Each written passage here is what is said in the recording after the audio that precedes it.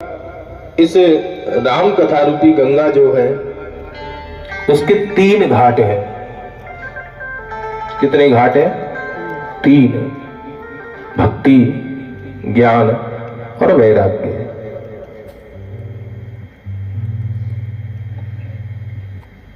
जिसको जो सौदा चाहिए वो उस घाट पे जाकर की कथा सुने। जिसको जैसा सौदा चाहिए वो उस घाट पे जाकर के ले सकता है।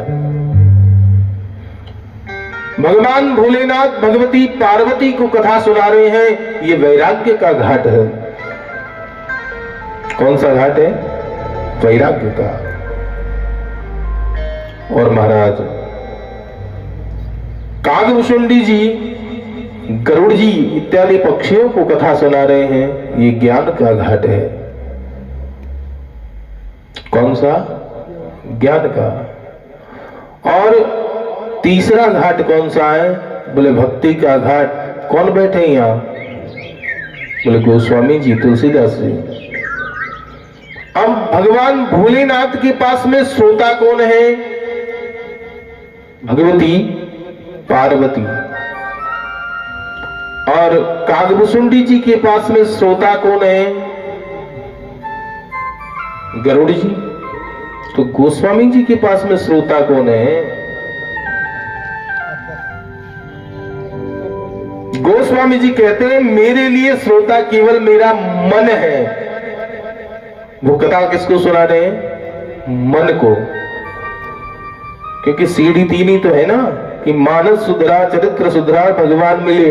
इसलिए गोस्वामी जी कहते हैं मुझे किसी और को नहीं सुनाना, मैं केवल अपने मन को सुनाना चाहता हूं, ताकि मेरा मन जो है वो इसको सुन करके इसका चरित्र सुधरे और राम मिले। बोलो जय श्री राम। वंदना की अनेक की। और देखो जब भी कोई शुभ कार्य हो तो सबको वंदन करके चलना चाहिए। सबको वंदन करके चलना चाहिए। गोस्वामी जी ने भी वंदना की। बंदहु प्रथम महीशुर चरना। क्यों? बोले मोह जनित संशय सब हरना। विवाद उठते हैं कभी कभी। अच्छा ये बताओ कि ब्राह्मण बड़ा है या संत बड़े हैं? होते हैं ना विवाद, कई बार होते हैं विवाद कि ब्राह्मण बड़ा है या संत बड़े हैं। तो भैया हम तो कह नहीं सकते कि कौन बड़ा है, पर गोस्वामी जी कह रहे हैं कि बंदहु प्रथम महीशुर चरणा। सबसे पहले किसके चरणों में नमन करता हूं? महीशुर। महीशुर कौन? बोले मही यानी धरती और सुर यानी देवता। धरती के देवता कौन? बोले ब्राह्मण। लेकिन केवल जाति से नहीं, कर्म भी आवश्यक है। केवल जाति ही मायने नहीं रखती है। अगर जाति से ब्राह्मण है और कर्म असुर जैसे हैं तो फिर महाराज वो रावण ही कहलाएगा। जाति से ब्राह्मण है, कर्म असुर जैसे हैं तो क्या कहलाएगा? रावण ही कहलाएगा। और रावण को कोई ब्राह्मण कभी नहीं कहता, उसकी आगे क्या लगता है? बोले राक्षस ही लगता है। लगता है तो कैसे महीशुर होने चाहिए? बोले मोह जनित संशय सब हरना। जिनके ज्ञान से मोह से उत्पन्न जो संशय है वो हट जाए, वो संशय दूर हो जाए, ऐसे महीशुर जो है उनके चरणों में नमन करते हैं। जिनसे ज्ञान प्राप्त करके विरक्त होने की शिक्षा मिलती हो, जिनसे ज्ञान प्राप्त होकर के भगवत धाम तक पहुंचने का मार्ग प्रशस्त होता हो, ऐसे विप्रजनों के श्री चरणों में वंदन करते हैं। साधु चरित शुभ चरित कपाशु, निरस विशद गुणमय फल जासु। संतों का जो चरित्र है वो कपास के समान है। कपास रुई, उसके फल को देखा है कैसा होता है? साधु चरित्र शुभ चरित्र कपासु। और कपास को क्या माना जाता है महाराज? शुभ मानते हैं और शुद्ध मानते हैं। कपास को क्या मानते हैं? बोले शुभ भी मानते हैं और शुद्ध भी मानते हैं। और कपास में क्या होता है? बोले कपास में गुण भी होता है कि नहीं? लेकिन रस नहीं होता ना। निरस विशुद्ध गुण में फल जासु, कपास के फल में आपको रस नहीं मिलेगा, लेकिन कपास के गुण को देख करके उस फल की महत्ता बढ़ती है।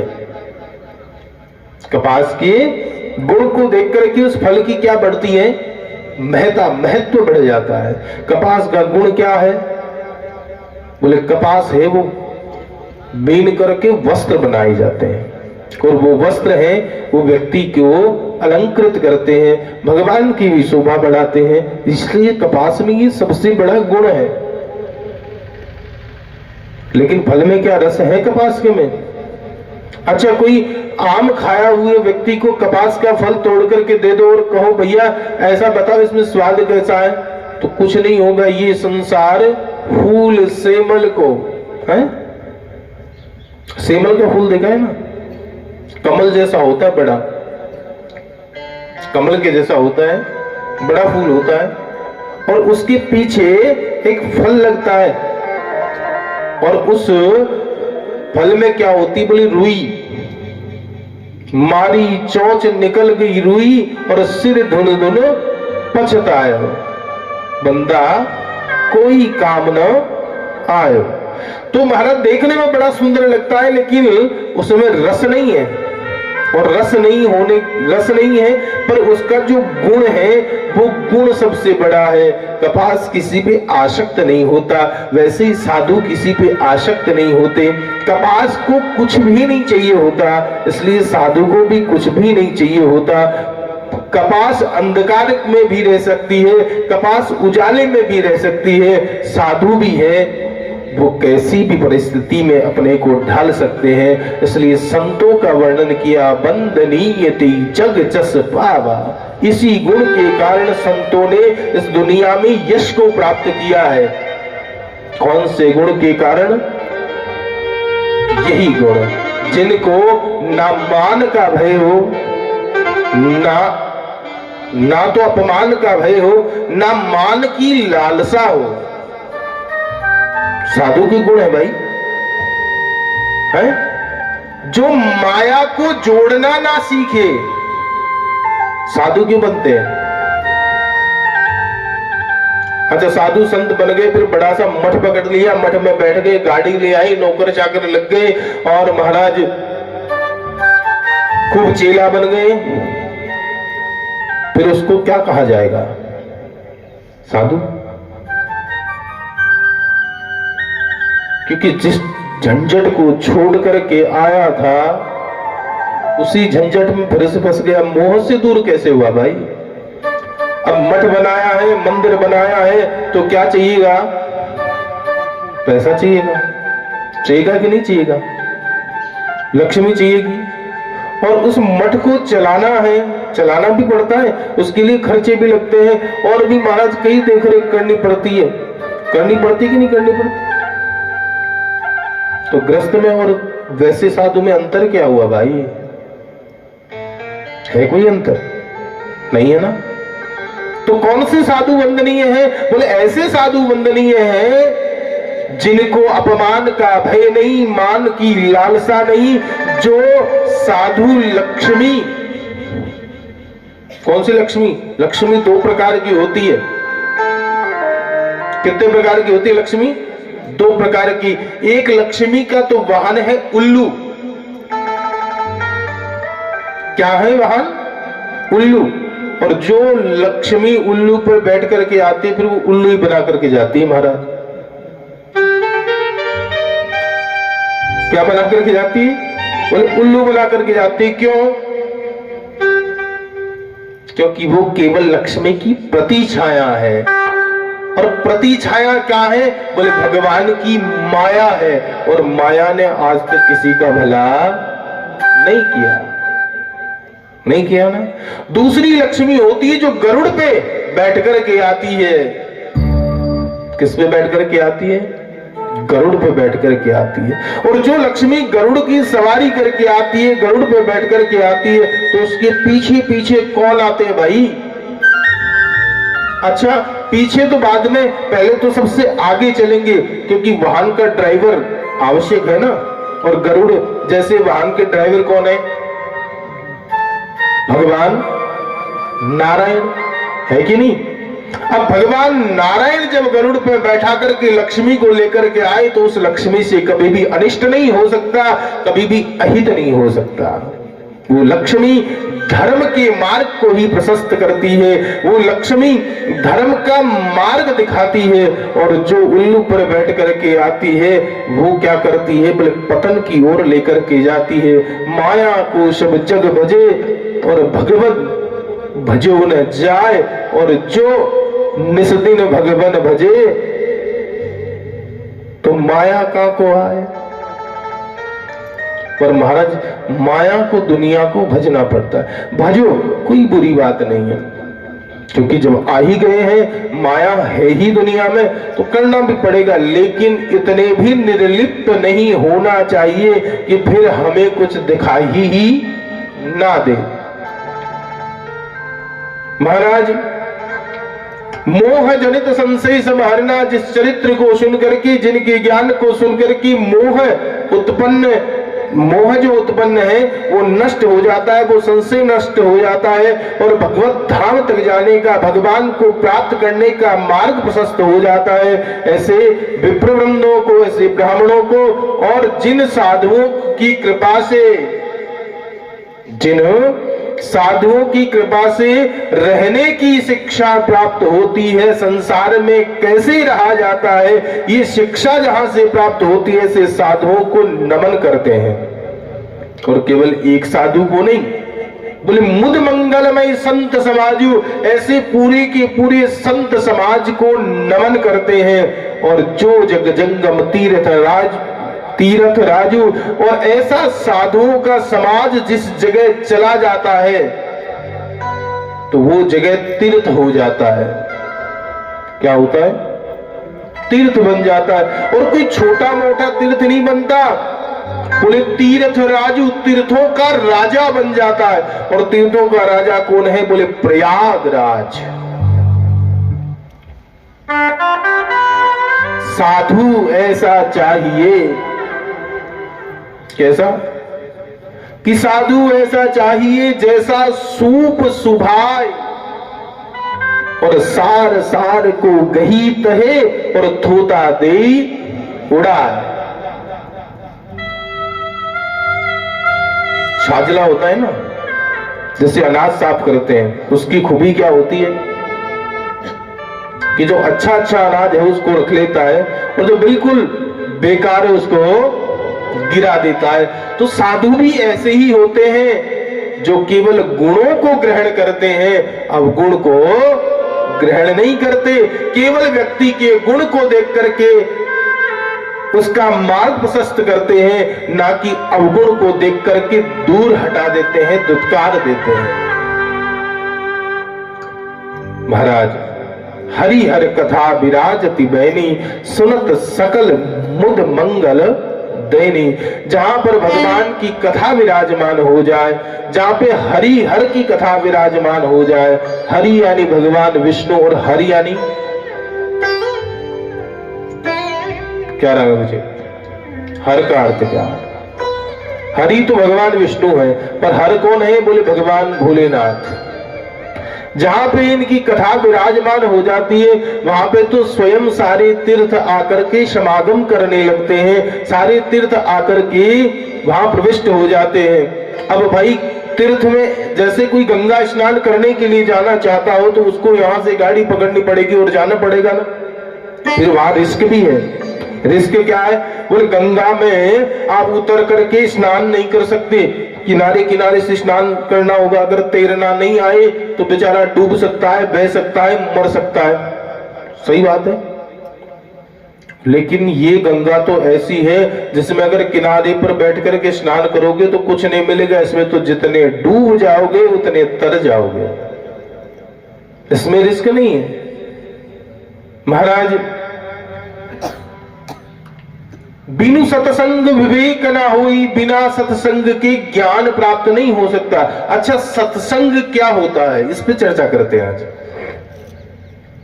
सत्संग होता क्या है वास्तव में?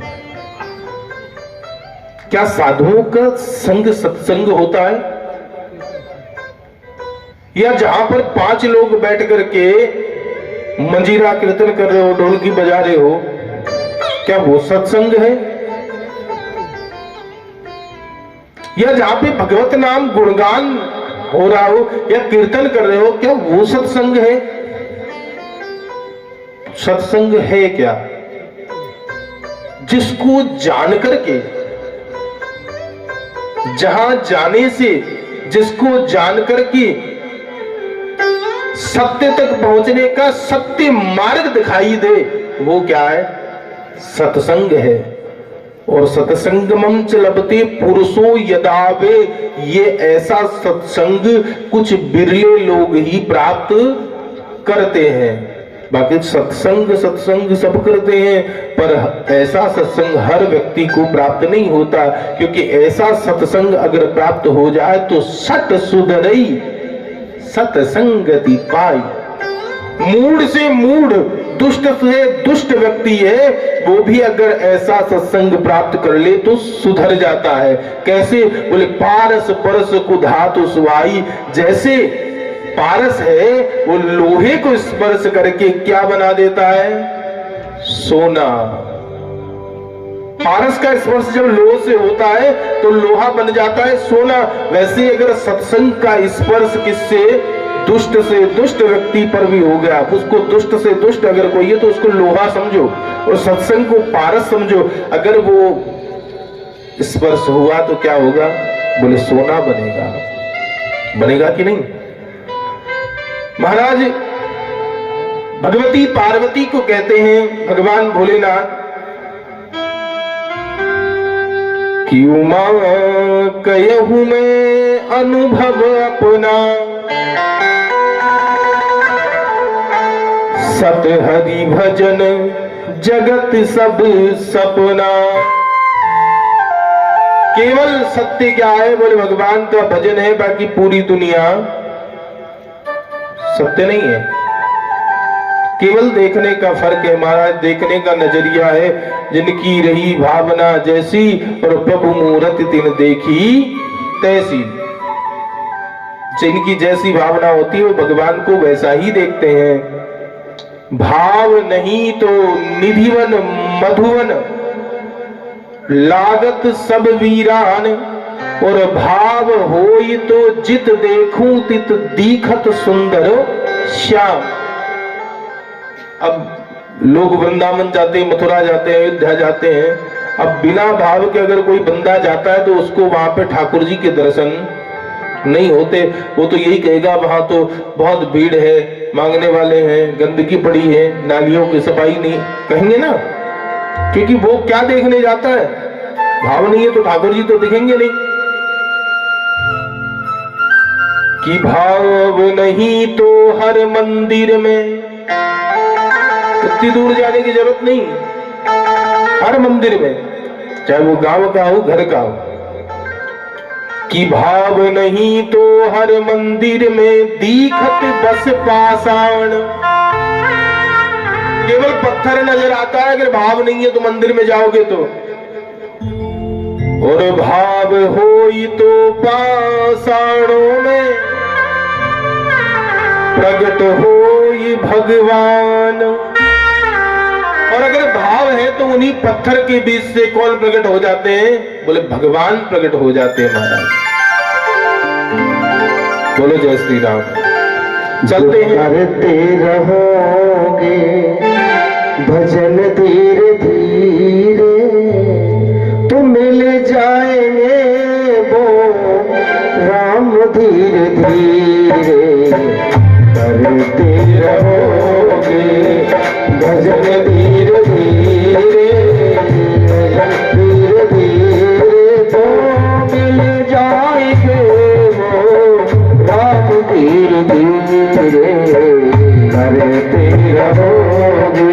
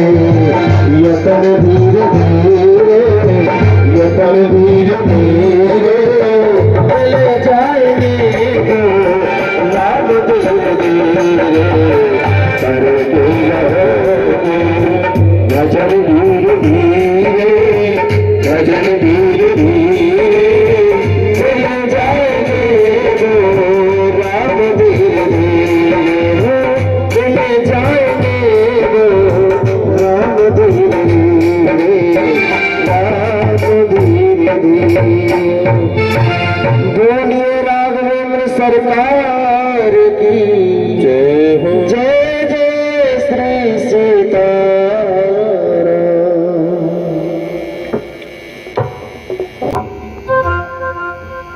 पर व्यक्ति को भजन करता रहना चाहिए। किसान जब खेत में बीज डालता है तो वो देखता नहीं कि ये बीज उल्टा गिरा है कि सीधा गिरा है, नहीं देखता ना, लेकिन बीज उग ही जाता है। वैसे ही चाहे भगवान को भाव से भजो, बिना भाव से भजो, लेकिन भजना जरूर चाहिए, भगवान का स्मरण जरूर करना चाहिए। देख, जिस वायु का हम सेवन करते हैं वो वायु दूषित है कि नहीं? जिस हवा का हम पान करते हैं, जिससे श्वास लेते हैं, वो वायु दूषित है। जिस अन्न को हम ग्रहण करते हैं वो अन्न भी दूषित है, नहीं है? कई प्रकार के रासायनिक उसमें डाले जाते हैं, तब जाकर के अनाज उत्पन्न होकर के आता है कि नहीं? अब वो रसायन राम जाने कहां से बनते हैं। जिस जल का हम पान करते हैं, जिस जल को हम पीते हैं, वो भी दूषित है महाराज, है कि नहीं? जब वायु दूषित है, जल दूषित है, अन्न दूषित है, तो महाराज ये जो शरीर है इसकी क्या हालत होने वाली है? ये रोगों का घर बनेगा आगे चल करके। क्या बनने वाला है? रोगों का घर बनने वाला है। अब जिस औषधि को हम ग्रहण करते हैं वो भी महाराज दूषित है। हॉस्पिटल जाकर के दवाई लेकर के आते हैं कि नहीं? अब वो दवाई जब शरीर में जाएगी तो जितना फायदा करेगी उससे डबल तो नुकसान करने वाली होगी। क्यों? दूषित हो चुकी ना। गोस्वामी बाबा तुलसीदास जी ने भी यही लिखा है कि जड़ चेतन गुण दोषमय और सकल कीट करतार। जड़ चेतन चाहे वो सजीव है या निर्जीव है, सब में ही दोष है। अब जब उन दोष का समन हो सकता है कैसे? बोले भगवत शरणागति से। भगवत शरणागति से जब उस दोष का समन हो सकता है तो हम जब भगवत शरणागति ले तो इस दोष का समन नहीं हो सकता है क्या? जिस समय पूरे विश्व में महामारी फैल गई, कोरोना नाम की, फैली कि नहीं? उस समय कोई दवाई नहीं थी उसके लिए, रोकथाम के लिए। तब दुनिया को नहीं, पूरी विश्व को याद आए भगवान। आए कि नहीं आए? जो कहते थे कि हम भगवान को नहीं मानते, उनकी सत्ता को नहीं मानते, जो भगवान की सत्ता को भी नकार देते, उन लोगों ने भी माला लेकर के भगवत नाम का जाप किया कि नहीं? चाहे भले ही डर से ही करो, मरने के डर से ही करो, पर उन्होंने भगवान का नाम लिया। जब वायु दूषित है, अन्न दूषित है, जल दूषित है, और महाराज सबसे बड़ी चीज क्या है? बोले पूरी दुनिया का मन भी दूषित है। कैसे हुआ? बोली कलयुग रूपी विष ने जाकर के मन को दूषित कर दिया। अब भले ही कितने ही बढ़िया से बढ़िया संस्कार वाला व्यक्ति हो, लेकिन युग का प्रभाव उस पर भी होगा। जब बात आएगी प्रॉपर्टी की तो भाई से भी दगा करने से नहीं चूकेगा। भाई से भी दगा करने से नहीं चूकेगा, क्योंकि मन दूषित हो गया। मन भी दूषित हुआ, तन भी दूषित हुआ, तो सब कुछ दूषित है। तो ऐसी स्थिति में क्या करना चाहिए? बोले भगवत आश्रय लेना चाहिए। कौन से भगवान का आश्रय ले? बोले जो तुम्हारे मन को अच्छा लगे उन्हीं भगवान का आश्रय ग्रहण कर लो।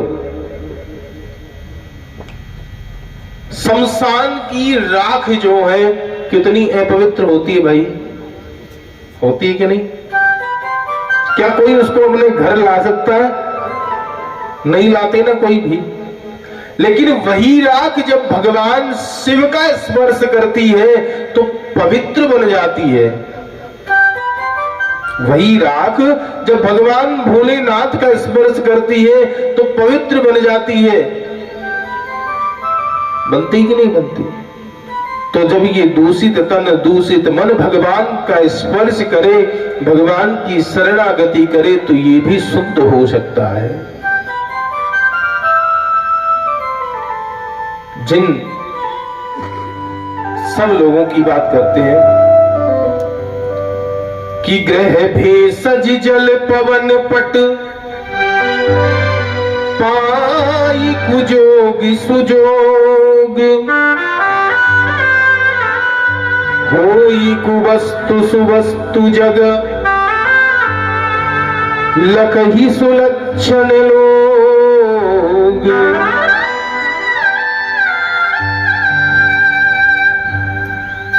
ग्रह, औषधि, जल, वायु, वस्त्र,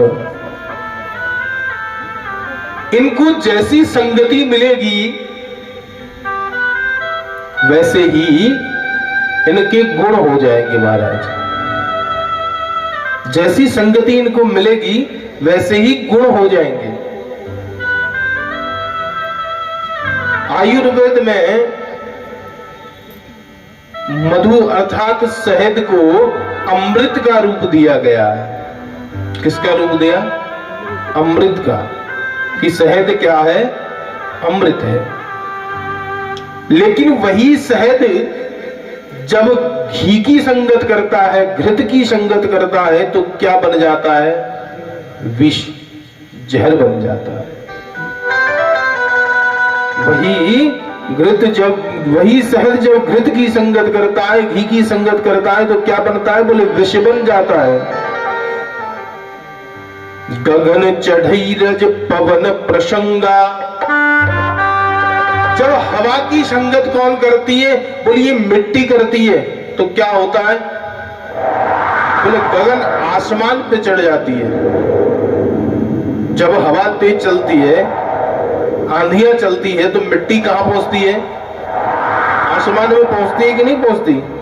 तो गगन चढ़ई रज पवन प्रसंगा और कीच ही मिल ही नीच जल संगा। और वही आसमान में चढ़ी हुई मिट्टी, वही रज जब उस जल की संगत करती है, तो कहां आकर के गिरती है? वापस यहीं पे ना। और क्या बन जाती? बोले कीचड़ बन जाती है। अच्छा, मिट्टी का स्पर्श तो फिर भी लोग कर लेंगे, लेकिन क्या कीचड़ का स्पर्श कर पाएंगे? तो संगत सबसे बड़ी बीमारी है। संगत सुधरे कब? बोले जब सत्संग मिले तब संगत सुधरे। संगत करो तो ऐसे व्यक्ति की करो जिससे हमें कुछ प्राप्त हो। संगत करो तो भगवत भक्त की करो जिससे हमें कुछ ज्ञान मिले। संगत करो तो किसी अच्छे साधु की करो जिससे हमें कुछ प्राप्त हो, भगवत धाम तक पहुंचने का मार्ग प्रशस्त हो। अच्छा, सभी लोगों का एक ही इलाज है महाराज।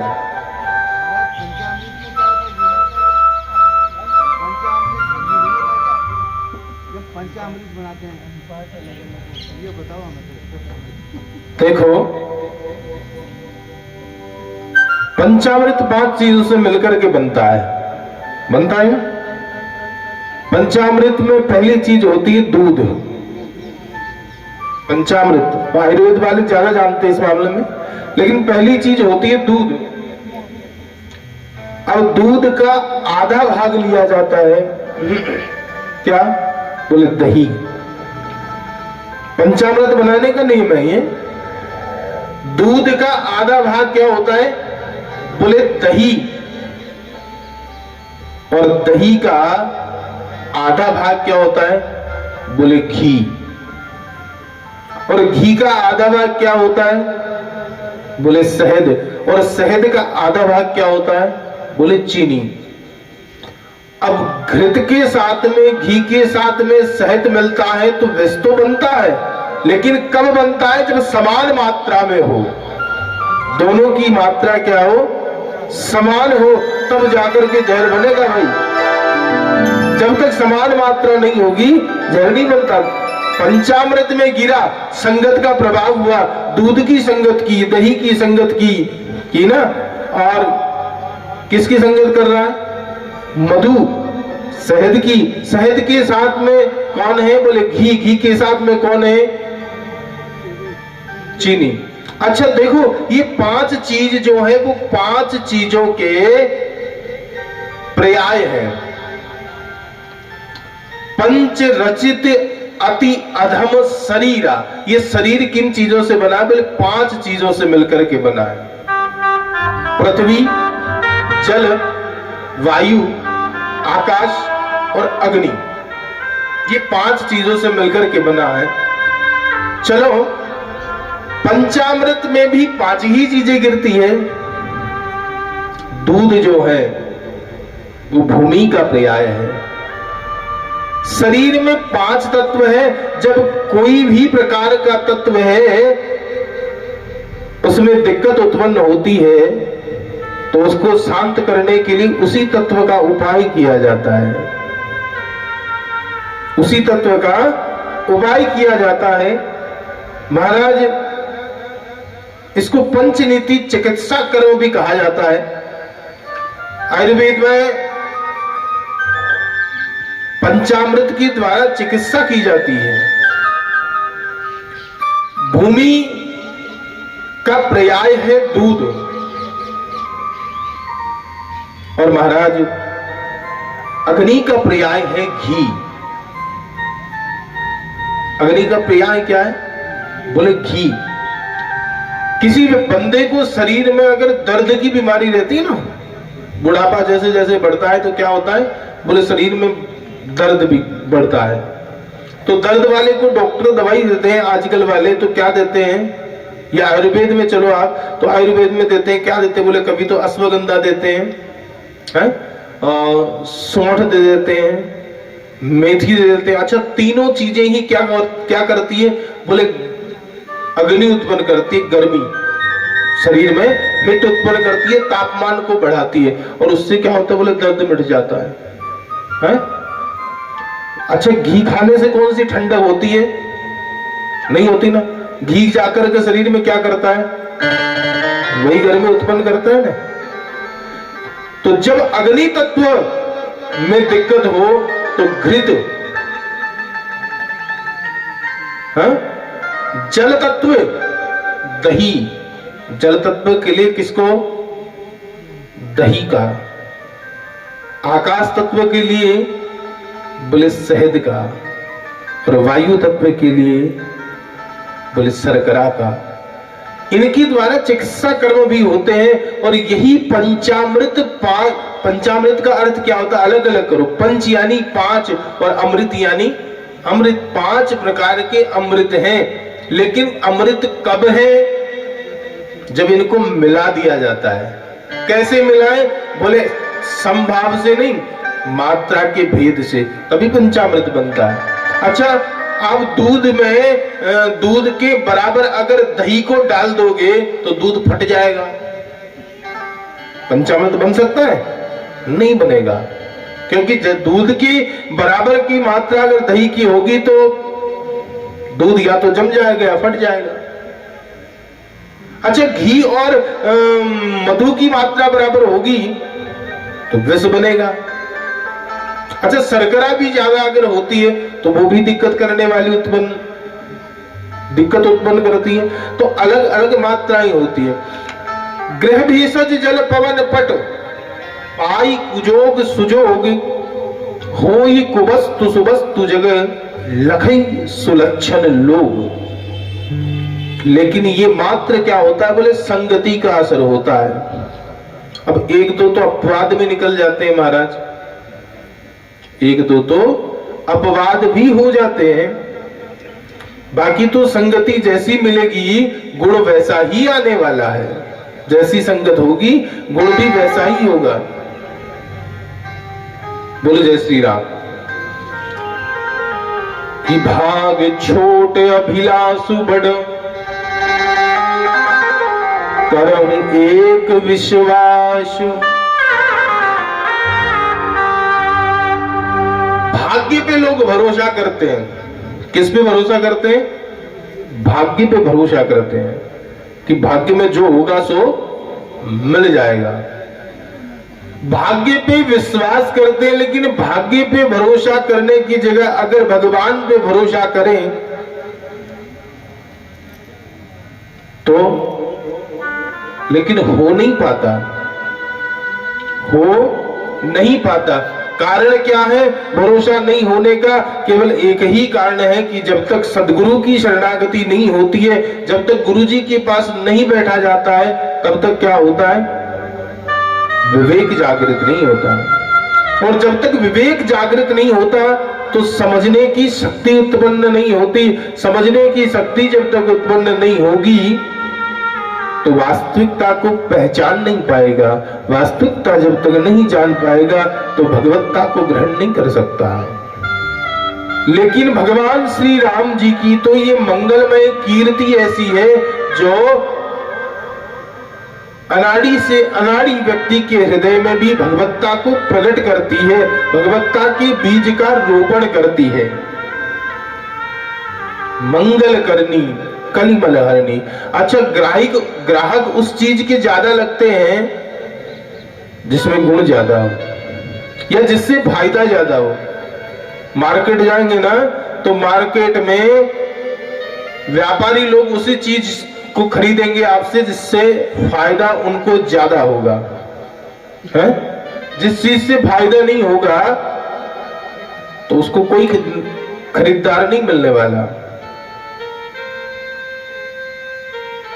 वैसे ही गोस्वामी जी कहते कि इसको सुनने से क्या फायदा होगा। लोग कहते हैं हम क्यों सुने, सुनकर के हमको क्या मिलने वाला है, सुनकर के हमको प्राप्त क्या होगा, कोई लाभ हो तो हम इसको सुने, इसको ग्रहण करें। अगर लाभ ही नहीं है तो सुनने से कोई मतलब भी नहीं है। गोस्वामी जी कहते हैं कि मंगल करनी कलिमल हरनी तुलसी कथा रघुनाथ की, भगवान की ये कथा है, वो सबसे पहले कलयुग का नाश करने वाली है या कलयुग को दूर रखने वाली है। कलो नास्तेव नास्तेव नास्तेव गतिरन्यथा। अच्छा महाराज, कलयुग के नाश से काम नहीं चलने वाला। भले ही कलयुग रहो, हम तो आनंद से जी रहे हैं, हमें क्या मतलब है कलयुग से। हमें तो और कुछ ऐसा मिले जिसको प्राप्त करके हम प्रसन्न चित्त हो जाए, ऐसा कुछ मिलने वाला हो तब तो हम इसके ग्राहक हैं, नहीं तो नहीं है। तो महाराज बोले दूसरी चीज इससे मिलती है, बोले मुक्ति गति, बोले वो भी नहीं चाहिए। मरने के बाद किसने देखा कि गति होगी कि नहीं होगी, इसलिए नहीं चाहिए, गति भी नहीं चाहिए। इसके अलावा कुछ मिलने वाला हो वो बताओ। तो महर्षि वाल्मीकि लिखते हैं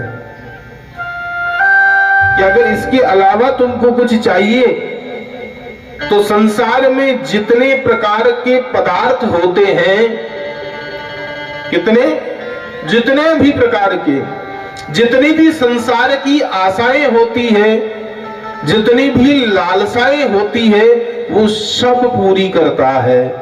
कौन? बोलिए ग्रंथ श्री रामचरितमानस या रामायण। कब करता है? होनी चाहिए धर्म संगत कि श्री राम शरणम समस्त जगताम रामम बिना का गति रामेण प्रतिहन्यते कलिमलम रामाय कार्यं नमः।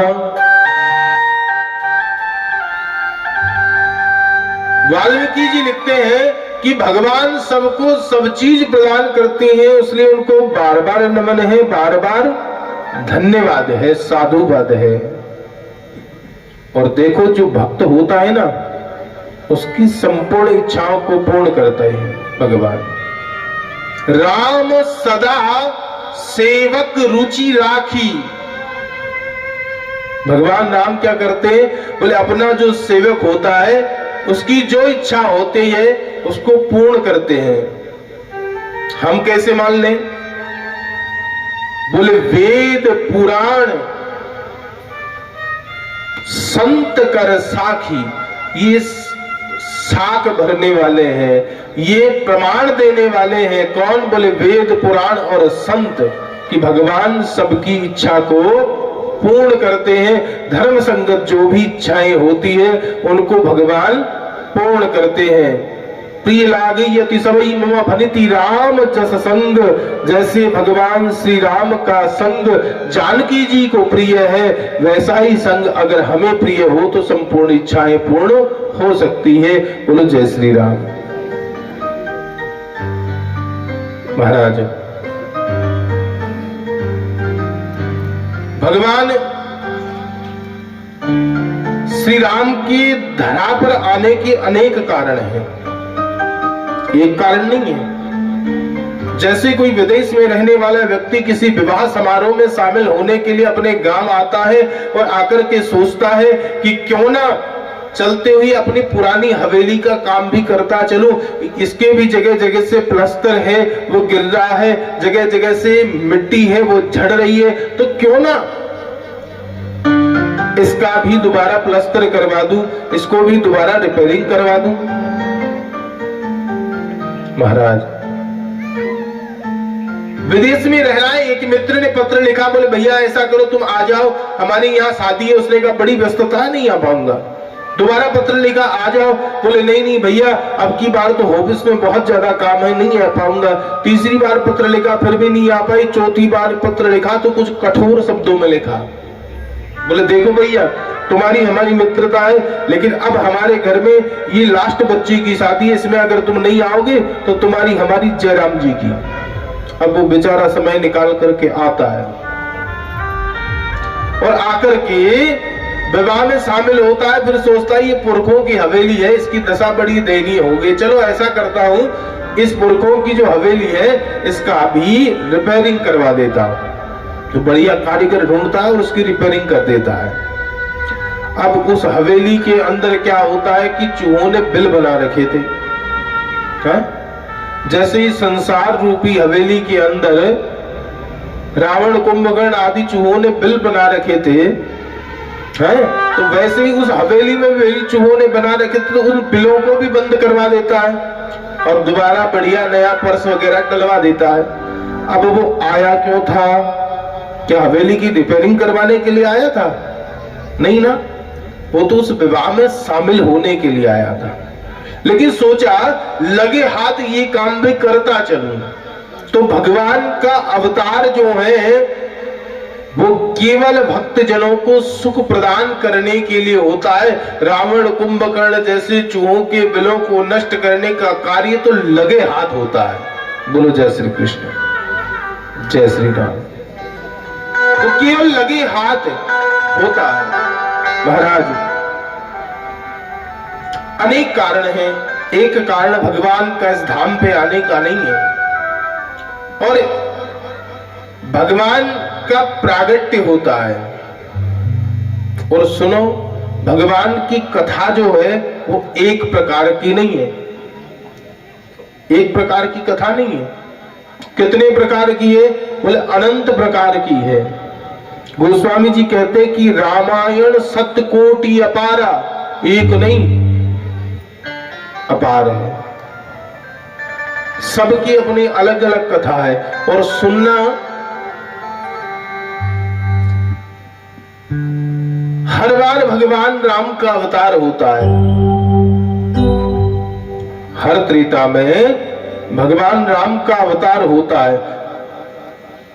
जब 14 बार 4 युग व्यतीत हो जाते, कितनी बार? 14 बार 4 युग व्यतीत हो जाते हैं, जब तब है वो इंद्र की आयु पूरी होती है। किसकी आयु पूरी होती है? इंद्र की आयु पूरी होती है। कितनी बार? बोले 14 बार।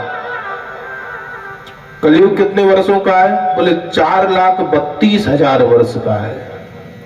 कितने वर्ष का? 4,32,000 वर्ष का है। अच्छा, तो इससे पहले द्वापर कितने वर्ष का था? बोले 8,64,000 वर्ष का था। डबल करते जाओ। ये चारों युग, सतयुग, त्रेता, द्वापर और कलयुग जब 14 बार व्यतीत होते हैं, तब क्या होता है? बोले इंद्र की आयु पूरी होती है। जब इंद्र की आयु पूरी होती है तो ब्रह्मा का 1 दिन होता है। ब्रह्मा की कितने दिन होते हैं? 1 दिन। और जब नैमित्तिक प्रलय, प्रलय 3 प्रकार की होती है। नैमित्तिक प्रलय जब होती है तो ब्रह्मा की भी आयु है वो क्षीण हो जाती है। ब्रह्मा है वो अमर नहीं है, उनकी भी आयु क्षीण हो जाती है। और महाराज हर त्रेता में राम का अवतार होता है, हर द्वापर में कृष्ण का अवतार होता है, अलग अलग कारणों को लेकर के होता है, अनेक कारणों को लेकर के होता है, और हर अवतार में भगवान की जो लीला है वो भी अलग अलग होती है, समान लीलाएं नहीं होती, हर अवतार में अलग अलग लीलाएं होती। इसीलिए तो गोस्वामी जी ने कहा कि रामायण सतकोटि अपारा। उधर गरुड़ जी कह रहे हैं कि तुम कौन से, गरुड़ जी से कह रहे हैं काकभूषुंड जी कौन से राम की कथा सुनना चाहते हो भाई, तुम कथा सुनने तो आए हो, कौन से राम की? संशय हो गया था ना गरुड़ जी को। भगवान राम को मेघनाथ ने नागपाश में बांध दिया था।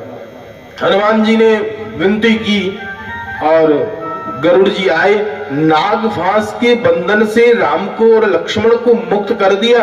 तो गरुड़ जी के मन में भाई ये कैसे भगवान है भाई, जो एक नागफांस में बंध गए और उससे मुक्त नहीं हो पाए, उसके लिए मेरी सहायता लेनी पड़ी। भक्त को भी अहंकार होता है कभी कभी, लेकिन जब अहंकार भक्त के हृदय में अहंकार प्रवेश करता है तो भगवान उसका समाधान भी करते हैं। सामने से आ रहे थे भगवान भोलेनाथ, गरुड़ जी मिल गए, बोले प्रभु मुझे बताओ, मैं बड़ी दुविधा में हूं, क्या ये भगवान नारायण ही है? क्या ये नारायण के ही अवतार हैं भगवान राम जो है? अगर ये भगवान नारायण है तो ये नागफांस में क्यों बंधे?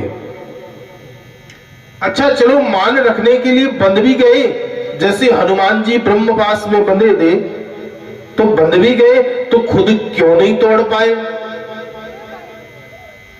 और ये वास्तव में नारायण है तो इन्होंने नारायण की शक्तियों को प्रकट क्यों नहीं किया? ये चाहे तो सृष्टि है वो नष्ट हो सकती है, ये चाहे तो सृष्टि का दोबारा सृष्टि संचालित हो सकती है, दोबारा उद्भव हो सकती है, परंतु ये एक नागफांस से मुक्त नहीं हो पाए। तो भगवान शिव कहते हैं कि खग समझई खग ही की भाषा। भगवान शिव कहते हैं कि समझा तो मैं भी सकता हूं, पर मेरी बात का ये भरोसा नहीं करेगा, मेरी बात का भरोसा नहीं करेगा। क्योंकि पहले क्या है, ये बोले भक्त है, पहले क्या है, बोले भक्त है।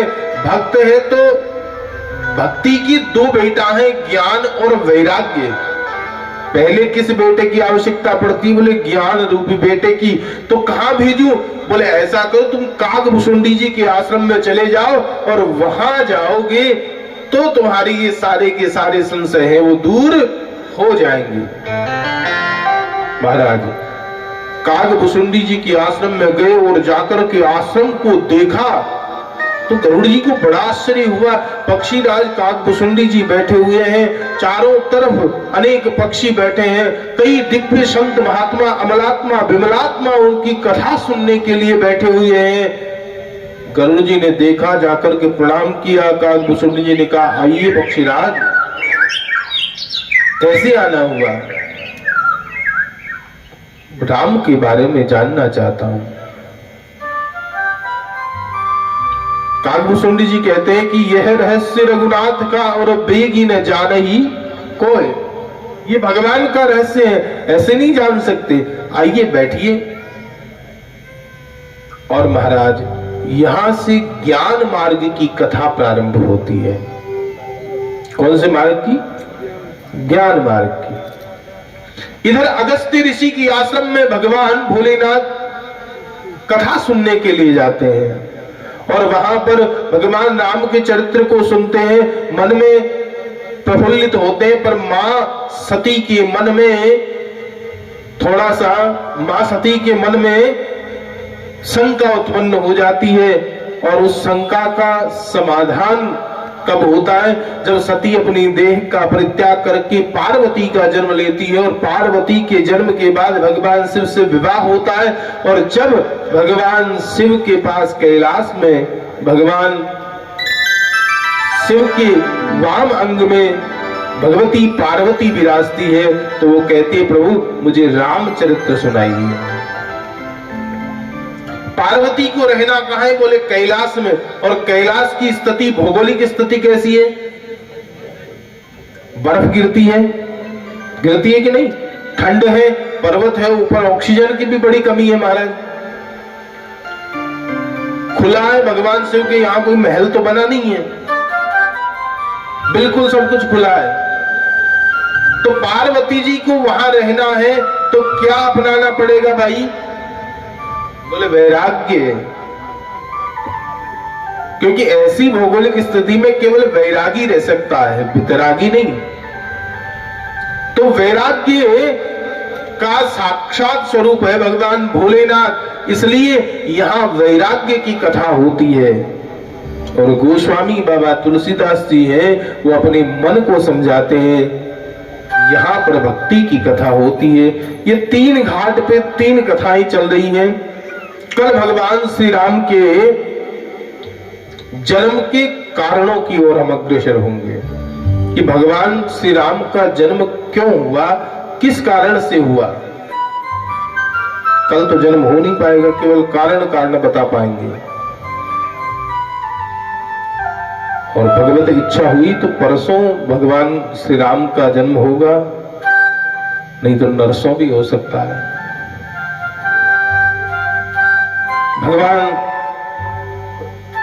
श्री राम के गुणानुवाद को गाते हुए, भगवान श्री राम के चरणों में अपने ध्यान को लगाते हुए 2 मिनट प्रभु नाम के साथ, और उसके बाद कथा विश्राम की ओर।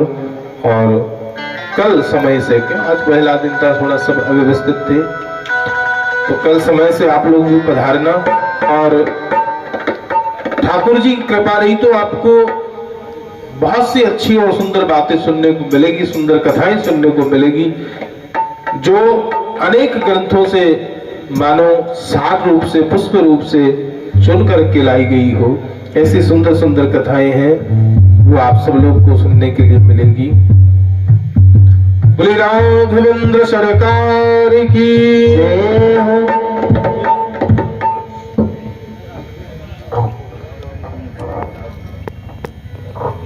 राम नाम अति मीठा,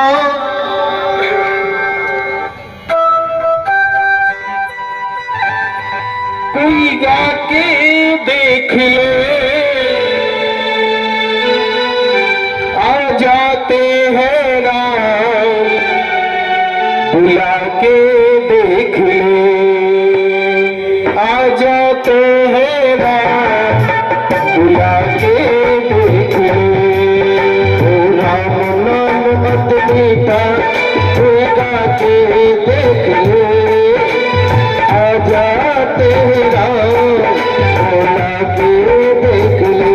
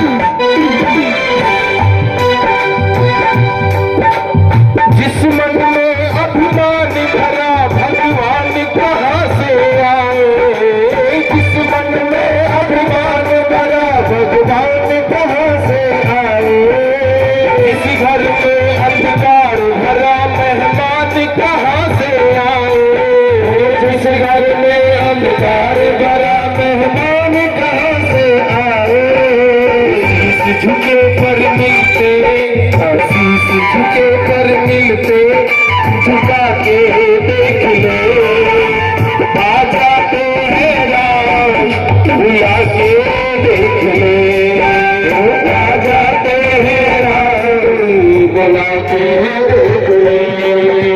राम नाम अति मीठा, कोई जाके देख ले, राम नाम अति मीठा, कोई जाके देख ले। आ जाते हैं राम, बुला के देख ले, आ जाते हैं राम, बुला के देख ले।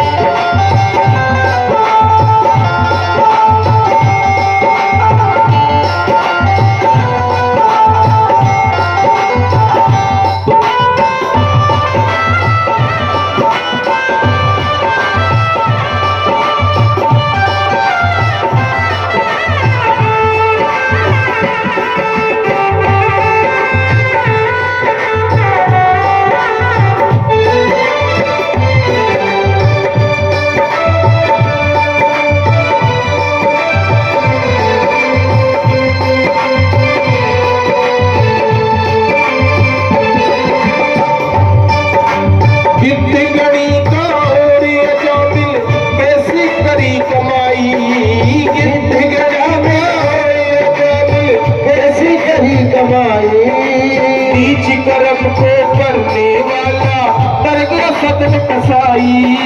नीच कर्म को करने वाला कर गया सदन कसाई। हरे राम नाम है ज्योति,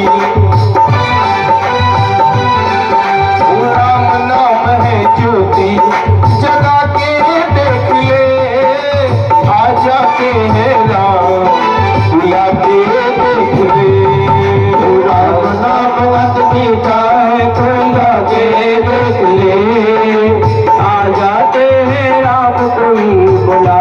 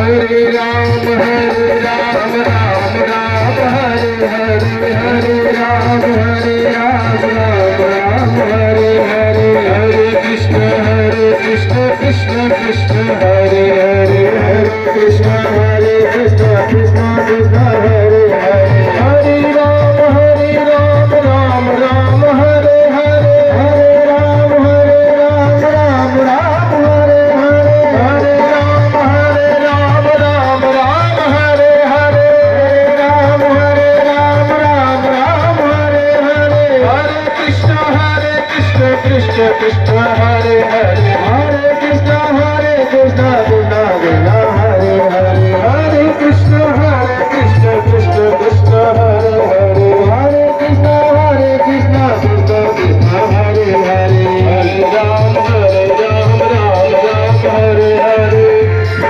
हरे राम राम हरे हरे, हरे कृष्ण कृष्ण कृष्ण हरे हरे, हरे कृष्ण कृष्ण कृष्ण हरे हरे,